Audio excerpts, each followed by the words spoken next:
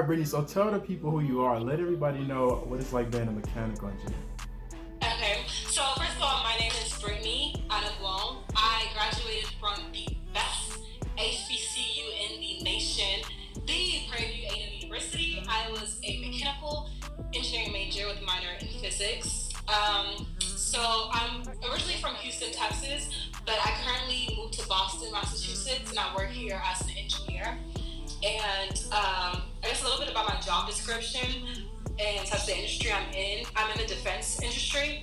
So, brief description about what I do. I work with the U.S. government, specifically the Department of Defense, and we really do a whole lot. One of the main things that we do is develop, manufacture, test out, verify different equipment and advanced technology for the military. So that's pretty much my 9 to 5. So what made you jump into this field? What made you pick, I want to do this as a career? Okay, so can I be honest? Go ahead. Okay, so I actually didn't choose this field. This field actually chose me. Okay, so before I got to college, I knew absolutely nothing about engineering. All I knew was that my uncle was an engineer. That's all I knew. So a little backstory. Growing up, I was into building stuff. I was creative. I was very innovative. And as a young girl, I wasn't a young girl that was playing with Barbie dolls. I was the young girl that was trying to figure out how I can build a mini scooter out of boxes, out of bottle caps, wheels, out of just like anything that I can find in the house. So I just love just building things from scratch. And with loving doing that, I also grew a love of making clothes and fashion designing. So I love fashion designing. I grew a passion for just design, period. So fast forward, when it came time to pick my major for college, I really wanted to do fashion designing, but I'm a Nigerian, and I grew up in a Nigerian household, a strict Nigerian household, okay? And so I knew that telling my mom that, I want to major in fashion design, I knew that wouldn't fly with her. I knew if I told her that, she would tell me to go back to my room, rethink that, and then come back with the correct answer. So I knew I couldn't tell her that I wanted to major in fashion design. So I had to think of something that was like design, but not design, but similar to it, And so I truly believe the Holy Spirit dropped into my spirit to do engineering, because again, I told y'all I knew nothing about engineering. So the Holy Spirit dropped in my spirit to do some research on engineering. So I did some research on engineering, and I was like, it's similar to design. And so that's how I chose that, and I enrolled at PV 2013.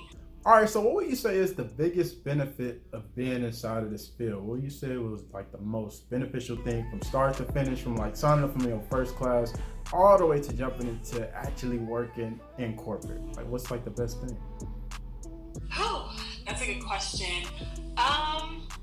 Okay, I'll start with working corporate. So I would say there's so many benefits. Like the opportunities are endless in this field. It's very broad, so you don't have to just stick to one thing. It's really flexible. You can go to a lot of different things. But I would say the biggest benefit is just being able to use my skills and my gifts to serve and cater to the needs to the courageous men and women that are in the forefront of protecting and fighting for our country. And I think that fact alone is just very rewarding to me. And it's really just an honor to just be able to contribute to that, And back in my undergrad, I would say the biggest benefit would just be the people I've met. So being a minority, being a female in STEM, I expected to go through my classes and not really be friends with anyone, because I knew that majority of my classes would be filled with men. But I ended up meeting some wonderful people that I still keep in contact till this day. And looking back, the way we just struggled together, when you struggle with people, you just build just a bond, we struggle together. So being able to just struggle with them together, but end up making it out the darkness of being in engineering, I feel like that's a huge benefit, and you grow from it, you really grow from all of that. Okay, so what's something that you did not expect jumping into this major or just jumping into this industry or field? What's something that you could just take away and say, you know what, I never expected this. This was a huge shocker for me. So, majoring in engineering, I did not expect it to be so hard. Like, it's hard. It's doable, but it's hard. I've always been really good at math. And so when people told me that it's a lot of math in engineering, I was like, no, okay, cool. I'm good at math, so it's all good. But when I took the engineering classes, I was like, wow, this is just math on steroids. Yeah, fact. So I really didn't expect that. I also didn't expect, I guess in this industry, I didn't expect it to be so flexible. Honestly, I thought that when you're working on something, that's just your job. I didn't expect there to be so much flexibility and so much spontaneous stuff happening. So I didn't expect that either. All right, so like what drew you into your side hustle? I know back when I was in college, you would always be talking about different type of clothing designs. It was a whole lot of stuff you always be kind of like showing off and flexing on the ground and stuff that you pretty much created from scratch with the drawings and all that. Touch up on that a little bit more. Okay, so what brought me to my side hustle? So I would say I was around 5 years old. It was between kindergarten and first grade. I had some extra school supplies left over, and I remember having this black and white composition notebook. And so I believe, again, it was the Holy Spirit that dropped into my spirit to start to draw some stuff in that notebook. And so I would literally just draw different clothing, different tops, different pants, just different clothing sets at the age of 5 in that notebook. And I was doing really good for my age. And then it came to this one time, I was trying to draw some shoes. And I was drawing it out, and I was like, this looks like clown shoes. And I was just so frustrated, and I could not draw some shoes. Aww. And so literally at that age, it's like a voice in my head was like, oh, you can't do it, just stop it. And so at that age, I was like, you know what, just screw all this. And so I believe I threw away that notebook. And it wasn't until 15 years later that I got back into drawing. And so that's how I started drawing. Now, as far as sewing, my two older sisters, and they took a sewing class in, I believe it was middle school. And so I was in elementary at the time. And so they would both just use a sewing machine with my mom and sew some clothes. And I would watch them. And it was so intriguing to me how they would just get fabric and make nothing out of something. And so I was just visually learning from them and watching them. And that's how I learned how to sew. And so after that, they didn't take sewing seriously. Like after they took the class, they were like, okay, done with the class. They didn't take it seriously. But I ended up taking it seriously and taking the sewing machine and just sewing anything I could find. I was cutting up curtains, cutting up my mom's old stuff. It was a mess. And just making whatever I can that I can think of. And then so when I got to college, I decided to just get back to just sewing. And so I started sewing for people. People would come up to me and they would ask me, they'll have a picture of something that they like, and they'll ask me, hey, can you make this? And I'll look at it and I'll be like, yeah, I can make that. And I'll literally remake it for them and sell it to them. And they would love it. And so I made like a little business out of it. I would just make people on campus clothes that they've seen and they liked. And so yeah, I made a little business out of that. A lot of my drawings, a lot of my clothes are on my Instagram.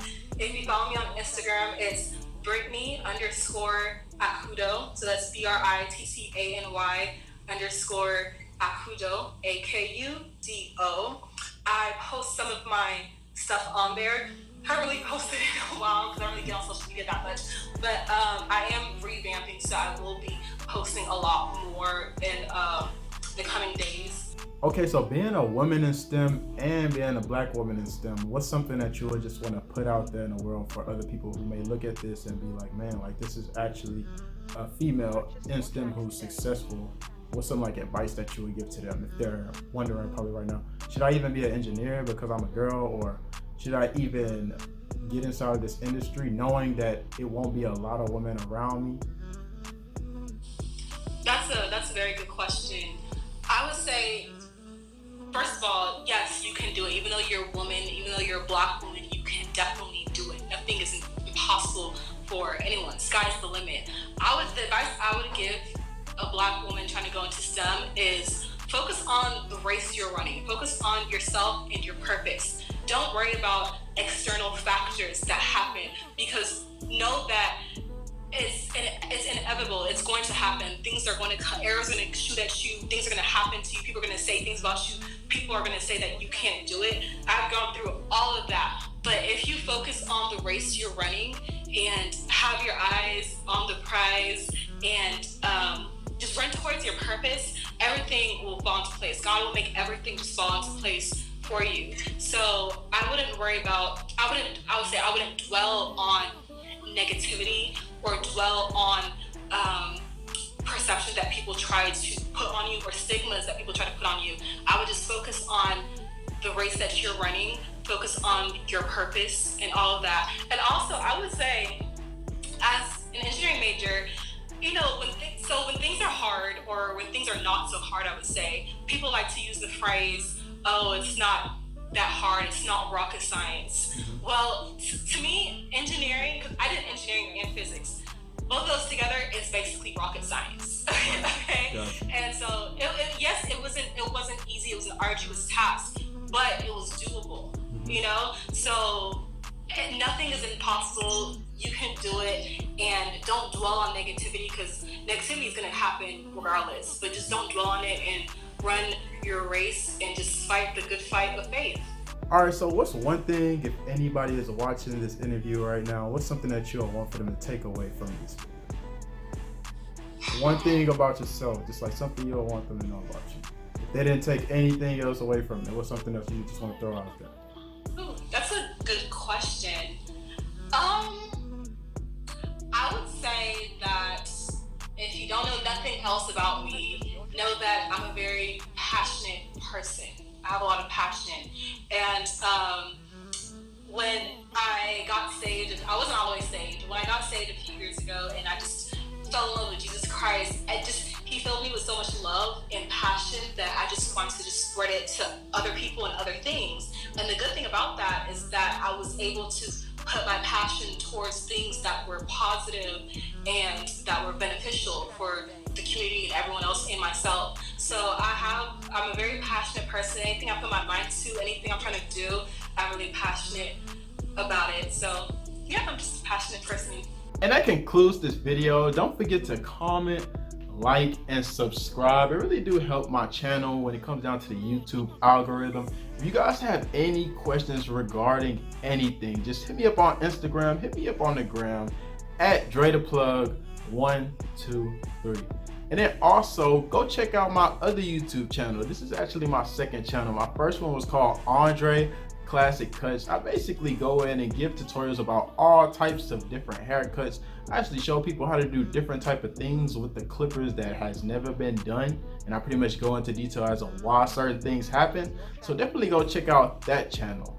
Besides that, be on the lookout for my next content that's dropping. Be on the lookout for it because it's coming real soon. And I'm out.